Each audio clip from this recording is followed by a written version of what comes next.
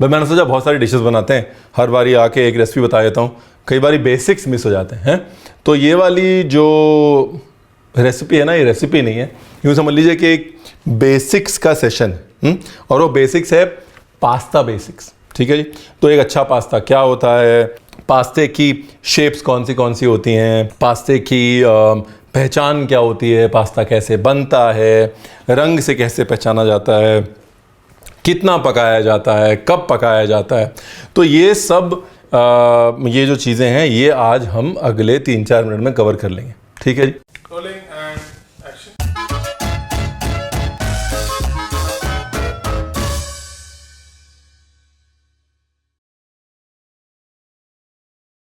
तो पास्ता बड़े किस्म का होता है साहब। ये जो हमारे सामने है पास्ता, इसको बोलते हैं रिगातोनी। रिगातोनी यानी कि एक मोटी पाइप, पेने यानी कि पतली पाइप जिसको पेंसिल की तरह काटा गया है। उसके बाद मैकरोनी यानी कि एल्बो शेप की पाइप, फिर शिफेरी यानी कि 2 बार घूमी हुई एल्बो शेप की पाइप। तो पाइप वाले पास्ता ही बड़े किस्म के होते हैं। उसके बाद होते हैं लंबे पास्ता, नूडल टाइप के पास्ता। नूडल टाइप के पास्ता में होता है सबसे पतली होती है कैपेलिनी, जिसे कहा जाता है एंजल हेयर पास्ता। उसके बाद होती है स्पगेटी जिसे हम नॉर्मल स्पगेटी जो हम नूडल के तौर पे जानते हैं। उसके बाद होती है लिंग्विनी यानी कि स्पगेटी से थोड़ा सा फ्लैट पास्ता, जो कि इट्स माय फेवरेट पास्तास, ठीक है जी। तो अभी हो गए नूडल पास्ता। अब नूडल पास्ता के बाद आता है रिबन पास्ता। रिबन पास्ता में बड़े किस्म के पास्तास होते हैं, जैसे सबसे पतले वाले को बोलते हैं फेत्तुचिनी, उसके बड़े वाले को बोलते हैं तागलेथेले, उसके बड़े वाले को बोलते हैं पापरदेले। और अगर पास्ता को ऐसे ही मोटा पतला आप काट दीजिए तो उसको बोलते हैं माल्तिग्लाती। Simple, easy, no rocket science. ये मोस्ट बेसिक शेप्स हैं। और एक शेप जो आजकल बड़ी फेमस हो रही है वो बो टाई वाली, जो कि फारफले, FARFALLE फारफले। तो ये है most basic pasta shapes readymade pasta की, जो हम सबको पता होनी चाहिए। अभी पास्ता की पहचान क्या है? देखिए, अच्छे पास्ता की पहचान ये है कि आप कभी भी पास्ता हाथ में उठाएंगे ना तो सफ़ेद नहीं होगा। If you look at this is not white, ये देखिए, ये येलो है, क्योंकि अच्छा पास्ता मैदे से नहीं बनता, मैदा सफ़ेद होता है। अच्छा पास्ता बनता है सूजी से, रवा से, सेमोलिना से। और जो गेहूं अच्छे पास्ता के लिए इस्तेमाल होती है वो होती है ड्यूरम व्हीट यानी कि ग्राना दूरो, जो कि एक्चुअली येलो होती है। यानी कि अच्छा पास्ता हमेशा येलो होगा, सूजी से, सेमोला द ग्राना दूरो से बना होगा, मैदे से नहीं बना होगा। और जब आप उसे उठाएंगे तो इतनी जल्दी वो मॉइस्ट नहीं होगा। और कई बार कहते हैं कि ये जो जितना प्लास्टिकी साउंड है उतना जो है पास्ता में सूजी ज़्यादा है। मैदा का जो साउंड है वो खट खट ब्रॉड साउंड होता है, और रवा का जो साउंड है वो ऐसा होता है, प्लास्टिकी साउंड होता है। डन। अभी ये हो गई यहाँ तक की कहानी। अब पास्ता को उबालना कैसे? आप ये समझ लीजिए कि 100 ग्राम पास्ता के लिए 1 लीटर पानी। अगर आप 100 ग्राम पास्ता उबाल रहे हैं तो 1 लीटर पानी, खुला पानी होना बहुत ज़रूरी है। पास्ता जो है वो पानी में ऐसे रोल होना चाहिए। अगर पास्ता रोल नहीं हो रहा है इसका मतलब पास्ता अच्छे से पक नहीं रहा। तो अगर आप 200 ग्राम पास्ता ले रहे हैं यानी कि 2 पोर्शन पास्ता, तो 2 लीटर पानी।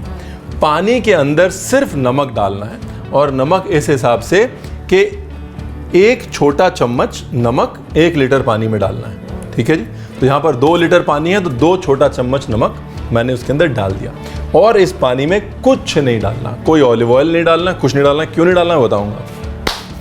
तीसरी चीज़, पास्ता कभी भी पकाएं तो लोग बोलते हैं कितने समय तक पकाना है। पास्ता को पकाने का जो एग्जैक्ट टाइम है वो हमेशा और हमेशा वही फॉलो करें जो कि पैकेट के ऊपर लिखा हुआ है। It's very important to follow the directions on the packet, because हर पैकेट में सेमोलिना की मात्रा ऊपर नीचे होती है, थोड़ा मोटा थोड़ा पतला होता है पास्ता। इसलिए हर कंपनी के कई बार कुकिंग टाइम्स अलग अलग होते हैं। ऐसी कोई गारंटी नहीं देता मैं आपको कि भाई इतने में ही पास्ता पक जाएगा। जब तक कि पानी रोरिंग बॉयल नहीं होता, मतलब खुल के बॉयल नहीं होता, तब तक उसके अंदर पास्ता नहीं डालना, वरना पास्ता जो है वो नीचे बैठ जाएगा।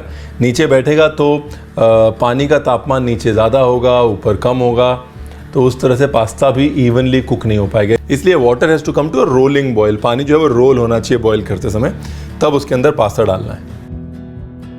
तो ढक्कन लगा दीजिए। ये देखिए पानी खौल गया ना, अब डालना है पास्ता। अभी क्या है ना, इसको चलाना बहुत ज़रूरी है। जैसे ही आप पास्ता डालें तो इसको चलाएं।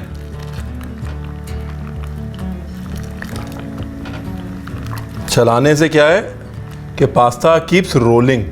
पास्ता जब तक रोल होता रहेगा तब तक बराबर से पकता रहेगा। शुरू में चलाना ज़रूरी है, उसके बाद तो नो प्रॉब्लम। दूसरी चीज़, पास्ता का जो पानी है वो बहुत बड़ा इंडिकेटर है कि आपका पास्ता कितना अच्छा है। हाँ, कभी भी जो पास्ता मैदे का बना होगा या लूज स्टार्च का बना होगा, जब आप उसका पानी निकालेंगे तो उसका पानी कभी क्लियर नहीं होगा। ये देखिए, अब ये पास्ता अच्छा है तो इसका पानी क्लियर है, वरना पास्ता का जो पानी है वो क्लाउडी हो जाएगा।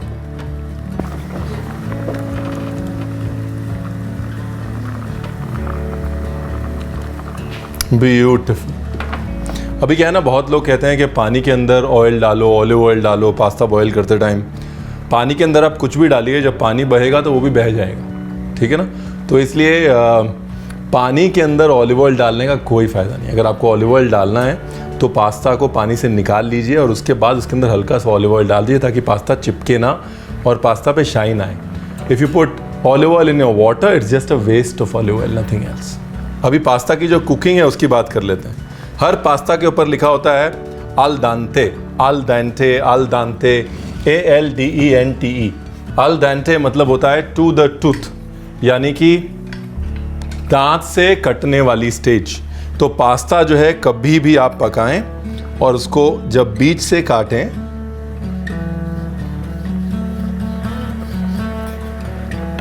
तो उसके बीच में ये देखिए, ये जो लाइन बन रही है ना, ये लाइन बननी चाहिए। अगर ये लाइन बन रही है मतलब pasta is cooked to the tooth. ये देखिए, अभी पास्ता को निकालते हैं, मैं दोबारा दिखा देता हूं आपको।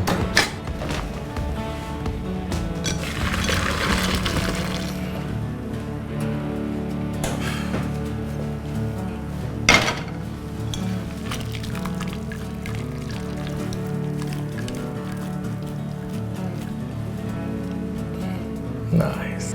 पास्ता का पानी नहीं फेंकेंगे।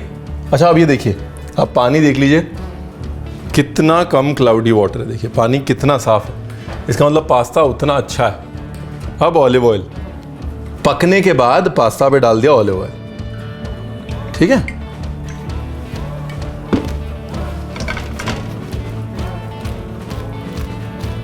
हाँ, मतलब आप चाहें तो नॉर्मल ऑयल भी डाल सकते हैं। अब ये देखिए आल दांते आपको एक बार फिर से दिखा देता हूं मैं। ये देखिए बीच में जो लाइन बन रही है ना, बस ये जो सफ़ेद सी लाइन है, इसका मतलब पास्ता जो है अभी टू द टूथ है। टू द टूथ मतलब दांत से कटने वाला है।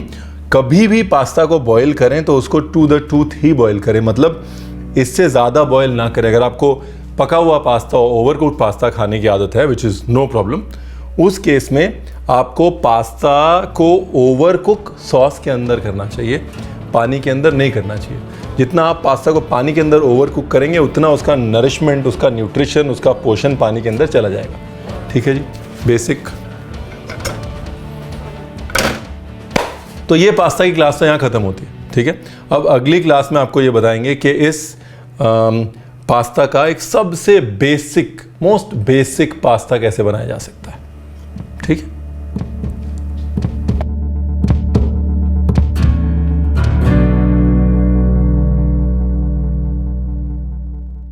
अब पास्ता तो रेडी हो गया, लेकिन कौन से पास्ता में क्या सॉस अच्छा लगेगा। इसको ऐसे काट लें, छोटे छोटे रिंग्स, और जब आप काटें तो it gives a nice fresh juiciness of tomato. अब ये बेसिल फ्रेश है एकदम। मकसद ये था कि टोमेटो सॉस आपको दिखा दिया, इंडियन स्टाइल पास्ता आपको दिखा दिया, चीज़ सॉस आपको दिखा दिया, एक आग्लियो ओलियो टाइप का पास्ता आपको नहीं दिखाया था, वो भी दिखा देता।